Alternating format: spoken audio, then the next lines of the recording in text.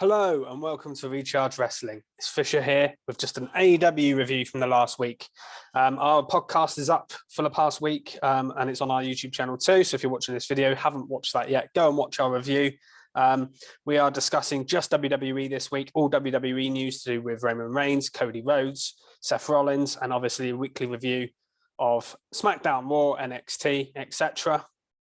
But this is a separate video that I'm just going to do because time constraints, people haven't watched Dynamite yet, keeps the podcast shorter, gives us an extra video to do as well. So I'm just going to talk about Dynamite and Rampage from last week as well quickly and go over that and everything that happened.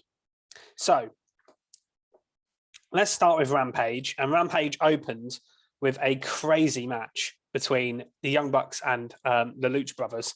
Nothing fresh in terms of the matchup here. We've seen this match a lot of times. They put on bangers. I remember that. It was a steel cage match. They had it on pay-per-view once, which was incredible. This was, up there with as good as that. It was excellent for a TV match. Just a bit random how it came about. But like I say, they're not going to have a bad match, these two teams. And there were some crazy spots in it. Didn't disappoint. Adam Cole was on commentary as well, adding to this. And they put, they always innovate and create new spots that we haven't seen before. But yeah, really, really cool. So many near falls and kickouts. There was an insane drop kick onto a Poison Rana in there. There was some destroyers as usual. Meltzer driver kick out. The only bit I didn't like is they tried to pull the mask off of Penta again, and they did it. They do that. I feel like they do that in every match between these two teams. It's a little bit overdone. But other than that, it was a banger of a match. Really, really good stuff for a TV match. Not a lot else to say about it, really. The Young Bucks got the win, of course. I do feel like Penta and Phoenix lose quite often as a team, which is a shame, but I get it when they're facing the Young Bucks, I suppose. Then we got the in-ring debut of Athena, formerly known as Ember Moon, of course, from NXT. She had a match with Kiera Hogan, and it was good. Not loads to say about it. The baddies were ringside. Red Velvet kept trying to interfere and help. And what I do like is that Athena has kept her finishing move of I don't know if she still calls it that, but the Eclipse, the top rope stunner, was one of my favorite, if not my favorite finisher in WWE when she was in it, when she was doing it. And she's kept that move. It's a great move. It looks really cool. Then we got a huge promo and storyline, which is basically what the AEW main news is from this week. We'll talk about it more when we get to Dynamite. But CM Punk cut a promo here, tears in his eyes, very emotional, crowd chanting his name. And he revealed that he was injured, said that he was still going to be champion, but it was confusing because the commentary, Chris Jericho actually said, and he's apologized for this on Twitter because he got it wrong, he's having to relinquish it and there would be a new AEW champion. That hadn't been announced at this point, and that's not technically true. But Punk's going to have to go away for a bit. He needs surgery on his foot, which is a real shame because he just won the title. We just got back to the top. I think we were going to get Summer of Punk too. He had his Summer of Punk in WWE. I feel like we were setting up for a good run with him with the AEW title, and it's been cut short. And obviously, he's still going to be champion, but there's going to be an interim champion in the meantime, and then they will face each other, assumably at some point when Punk returns, probably later in the year, I assume. But yeah, I mean, it's a real shame. The promo and the commentary here made it very unclear as to what was happening, but then a later announcement on the show revealed what was going to happen. So Punk was going to go away for a bit, keep his belt, but they were going to do a very overcomplicated way of getting an interim new champion. So Jon Moxley is the number one contender based on rankings. So he was automatically in the qualifier. Then they were going to do a battle royal on Dynamite to determine the person to face Moxley at the end of that show. The winner of that match would then face the winner of a match from New Japan. I think it's Dominion show at the weekend, which is Goto versus, who is it? I've forgotten it now. Takahashi, isn't it? Yeah, Tanahashi. So yeah, that is quite a long, complicated period. I would have just put the title on Moxley or something. I think that is like eventually where we're getting there, but we've just got a complicated way of getting there. Yeah, Tanahashi versus Goto is the match. I don't know. I don't think that match has taken place yet. So we'll find out. And that's obviously going to happen at Forbidden Door, the AEW versus New Japan pay-per-view, which does make sense that they're doing that as a match. There, we'll get onto what that means in a minute on Dynamite. And then the main event of Rampage was Scorpio Sky versus Dante Martin for the TNT title. Decent little match, kind of overshadowed by everything that happened before it, to be honest, with a bang of the start match and then a big announcement by Punk. This kind of felt irrelevant on the show in the end, even though it was the main event. Scorpio Sky won with the TKO. Decent match, but there wasn't a lot to it. Then we come to Dynamite, and this is where we got this, obviously, the Battle Royal and the main event against Jon Moxley. And my first thing I want to say about the Battle Royal was obviously it opened the show. I didn't think it was a great Battle Royal. And, you know, there are probably people out there who liked it and thought this was good and it was fine. And, you know, the people in it were good and all that. But for me, it was quite flat. I was watching the people come out and I was thinking, there's not many people in this match believable that can beat Jon Moxley anyway. Like, I knew the Gun Club weren't going to win and then beat Jon Moxley. Tony Nese, you know, there was a lot of mid-card guys in this. And yeah, it just didn't, it fell a bit flat for me. And even the Joker, I like Andrade a lot. I would have just brought him back as one of the people in it, to be honest, and not bother doing a Joker, because he's only been gone a couple of weeks. He was on the pay-per-view with Roosh, wasn't he, bringing in, he didn't wrestle, but he was on the pay-per-view. So him coming back wasn't a major shock or anything. I know it wasn't announced as like a big shock, but, or, you know, there wasn't a massive surprise teased, but even so, I think they could have done something. I thought they would have someone from New Japan come in here. That would have been what made sense for me. So then you've got that intrigue of, is it going to be a New Japan versus New Japan person? Maybe. I'm not sure. But yeah, no, they didn't do that. And it just felt very mid-card. There wasn't a lot going on. There wasn't loads of wrestling in it. There were a couple of interesting spots. But the main things that happened in it that were interesting to me were to do with Swerve. So he eliminated Keith Lee. Obviously, I predicted them to win the tag titles at the pay-per-view. That didn't happen. Is this tag team short-lived? Is that the end of them now? Is this going to be used as a breakup? Because he's kind of had digs at him on Twitter since as well. And he also sort of helped Darby Allin here and then eliminated him later in the match. So I feel like we might be getting a Swerve heel turn, which I'm all for, to be honest. He's so charismatic, and maybe he could do a bit more working as a heel. So I thought that was cool. I liked Andrade being in the match, but what really noticeable was the omissions from this match. Like I said, it was very mid-card and didn't feel very believable to me. And I kind of knew Jon Moxley was going to beat whoever won, honestly. Kyle O'Reilly ends up winning, he's fine, he's good, but I did not think he was going to beat Moxley. Great wrestler. They had a good match in the main event. And I thought Andrade was going to win, actually, when he came in. I thought Andrade v Moxley is a cool main event. But yeah, there was no Miro in this match, who obviously returned last week or so. He would have been a believable person to win it. No Hangman Page, the former champion. Him trying to get his title back would have made sense. Wardlow not being in it was a crazy omission for me. And he did a promo later on trying to excuse him not being in it, but it didn't make any sense to me, because he said, I didn't want to be in it because CM Punk's the true champion. And unless you beat CM Punk, you're not the champion to me. But that's kind of missing the point of him being an interim champ. He could be the interim champ, then beat CM Punk later down the line, and then he can go, okay, I'm the real champion now. So for me, that was a major mission. No MJF, obviously, he's missing at the moment. I understand that that's probably maybe wasn't possible, but again, big star missing. And even people like Christian, Matt Hardy, Jeff Hardy, you could have put them in there. I know Jeff Hardy supposedly struggled with an injury, but he's in a ladder match next week, which is announced on this show. So to me, it was a bit of a misstep, this Battle Royal.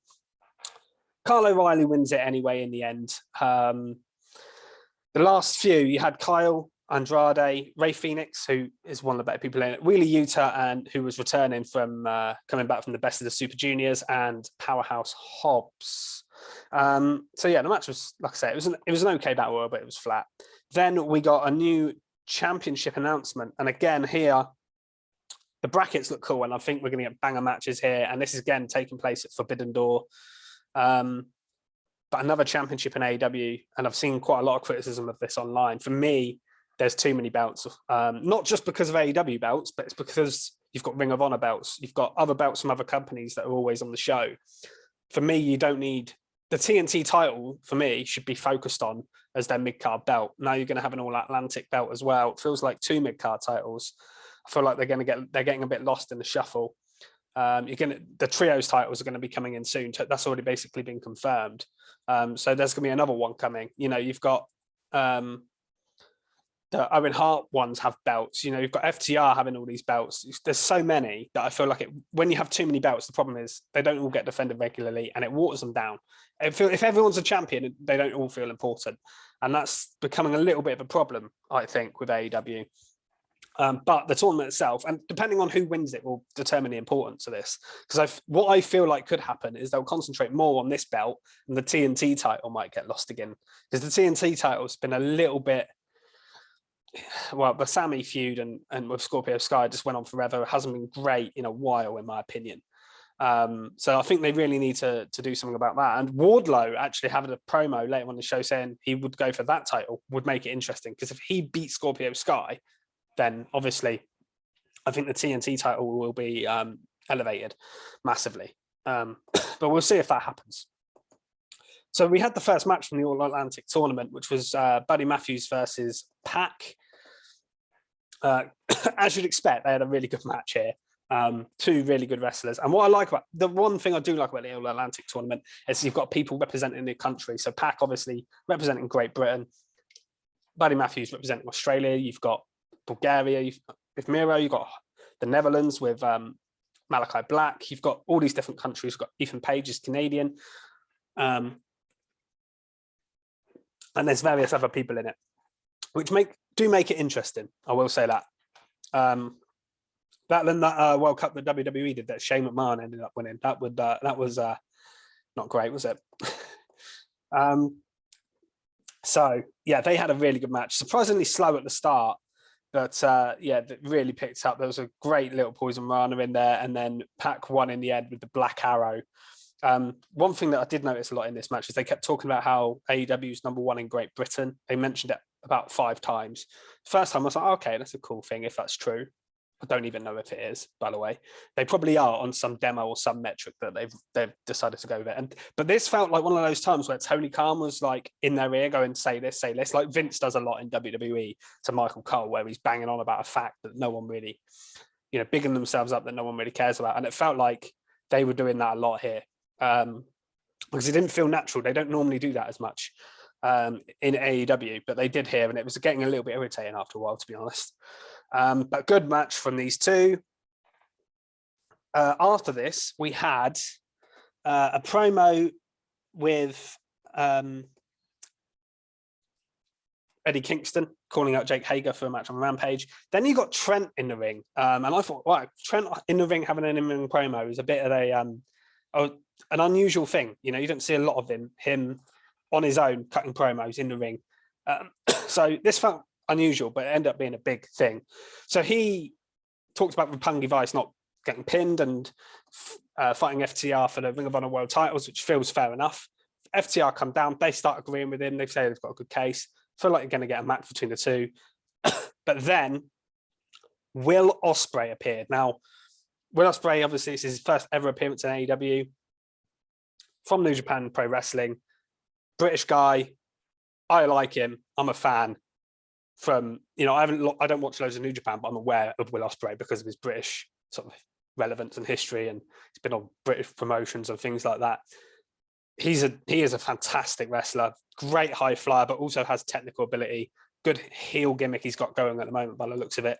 So him and his guys come in and they just beat up all of 3 men here. So I think we're going to get some sort of match with Roppongi Vice, FTR, and a New Japan sort of faction, if you like. But yeah, cool to see him. I feel like now we're ramping up the stars from New Japan. We've had people like Suzuki in the past, Jay White, a couple of others, but with a mention of Okada on the show, who's like the guy. Then you've had Tanahashi, you've had Will Ospreay. Feels like we're really getting into it now, which is pretty cool because they need to build the show. I know it's obviously doing well, ticket sales and stuff, but it feels like it's coming together in terms of being a big show. Then you got a cool promo with Regal talking to the Undisputed Elite, which felt like an NXT segment from last year. It was quite cool. But yeah, the Will Ospreay thing was awesome. Then you got David Finlay versus Hangman Page. David Finlay, of course, from New Japan, so that's another person. Adam Cole was on commentary for this match. The match was okay. David Finlay looked all right. And then Hangman won with the buckshot lariat. Afterwards, he was talking about how he wasn't in the Battle Royal for the AEW Interim Championship, but he wants to go for the New Japan title, calls out Okada, which would be a big match. But Adam Cole comes off the commentary and says that he deserves that match. So I feel like we're going to get Cole versus Page again as a number one contendership match, essentially, for the New Japan Pro Wrestling Heavyweight Championship to face Okada at the pay-per-view. Sorry, excuse me. I'm not used to talking. I've been doing so much talking recently on my own on camera, and especially on my own, it is difficult with no break. So apologies for my coughing there. And Cole points out as well that the champion could be his friend Jay White, because Jay White is facing Okada for the championship before Forbidden Door. It might even be this weekend, actually. Then you got that Wardlow thing. Scorpio Sky basically wants to fight him. Lambert holds him back, but then Mark Sterling comes on the screen and says, you can either face me on court or face a 20-on-1. That's right, 20 security guards versus Wardlow in a match next week, which we're going to get. So it's just going to be Wardlow beating up more security guards, but in a match format, which I think is quite cool. Don't really know where that storyline's going, because surely we're not going to get Wardlow v Mark Sterling's pointless, really. But yeah, it's a cool little thing. I mean, Wardlow's so popular, it just keeps him on TV, keeps him winning matches, I suppose. I just think he should have been in that Battle Royal, really. But there we go. Then we got the promo with the Young Bucks. The Hardy Boys come in, then Christian comes in. Without consulting Jurassic Express, and they're annoyed about this again. They're slowly building that turn, I feel like. And yeah, so Christian suggests a match that made the Hardys and obviously Edge and Christian famous, and the Dudley Boys, which is, they're not doing a TLC, but they're doing a ladder match, tag team triple threat match next week. So Jeff Hardy was supposed to be hurt and resting, and he's now going in a ladder match. I feel like Tony Khan just wants to keep putting out Jeff Hardy, rolling up the hits with the Hardy Boys. I'm not sure it's the wisest idea, but I think the match will be good, and I think we will get new tag team. I predicted them to lose the titles at the pay-per-view, but I think surely here, one of the Hardy Boys and the Young Bucks are going to win, and we're going to get new tag team champions. That, to me, makes total sense. But we'll see how it goes. It will be a banger of a match, but it's not very original. And I do worry at this point that Jeff Hardy just keeps overdoing it, which is a bit of a shame. But there we go. Then we got Marina Shafir versus Thunder Rosa. This match kind of came out of nowhere for a women's title match. Crowd didn't seem particularly into it, but it was a good technical match. Not a lot to shout about. Rosa ends up winning again via a roll-up. They've done that too much from the women's division, in my opinion. Not really featured. One thing that was cool afterwards was Shafir lost it with her, beat her down, and Tony Storm made the save, passes her the belt whilst looking at it. So I think we're teasing a Tony Storm Thunder Rosa match feud, probably babyface match. But yeah, that will be cool. There's no doubt about that. I don't think there's going to be much direction for the women going into the Forbidden Door pay-per-view, because New Japan, I don't think, has a women's division, does it? So I feel like they're going to just keep that on TV, this kind of stuff. Yeah, that'll keep going. Maybe we'll get Rosa versus Storm soon on TV. And then you got that main event, which was Kyle O'Reilly versus John Moxley for that to go to Forbidden Door in that match against New Japan Pro Wrestling. Great match between Mox and O'Reilly. Hard hitting, really. Bit of a brawl. Loads of stuff outside. Cool drop kick into barricade by Kyle. Very, very physical type match. In the end, obviously, Mox overcomes Kyle, hits him the paradigm shift to win it. And Moxley goes on to Forbidden Door, where I feel like he should carry that AEW title interim.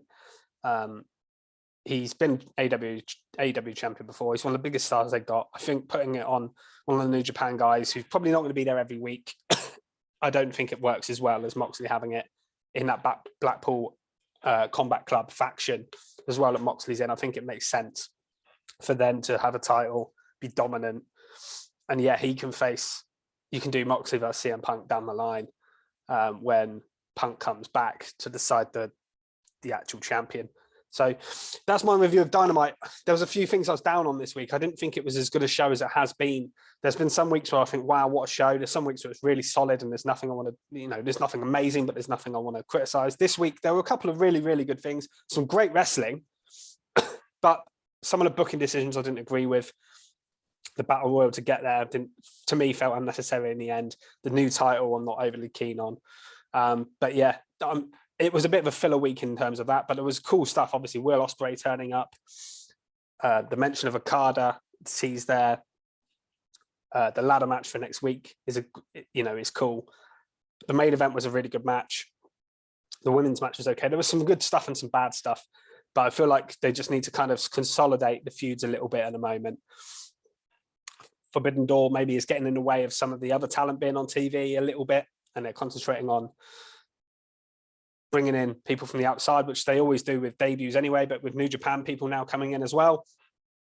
Obviously, they have to do that. They've got a big stadium show to, I don't know if it's a stadium, but a big arena or whatever, to fill and to put on a good card. So I think we're getting that. If we get Hangman versus Okada, Will Ospreay, and in some sort of form, Tanahashi maybe, that's looking good. And if Kenny Omega can come back in time for it, which I don't think is looking likely, then obviously his history of New Japan would make it even better. But yeah, feel like we're slowly building to Forbidden Door, but there's some stuff that's getting neglected along the way and some booking decisions I'm not agreeing with. Overall, the show was okay. Not the best week of Dynamite. Great Rampage though. Rampage was really strong. Obviously with the CM Punk news, the brilliant tag match, the main event was solid. And Athena's debut, yeah, that was a good show. So hoping for more of the same from Rampage this week, and Dynamite hopefully makes a little bit more sense booking wise next week, and is a good show. Anyway, if you enjoyed this video, like and subscribe to the channel. Check out, like I say, our WWE review podcast video, which is up now with me and Krusty. Keeney's got his MyGM stuff on here at the moment, every day. WWE 2K22 stuff, really good as well. If you haven't watched that, there's a playlist. I think he's 37 weeks into it now, so there's a lot of videos to catch up on. But give that a watch if you like that kind of thing as well. And you can listen to us on podcast format as well. But yeah, follow us on Twitter @RechargeWrestle for all the updates, latest and goings on in wrestling, and obviously links to our YouTube and our podcasts. I've been Fisher, and I'll see you next time. Goodbye.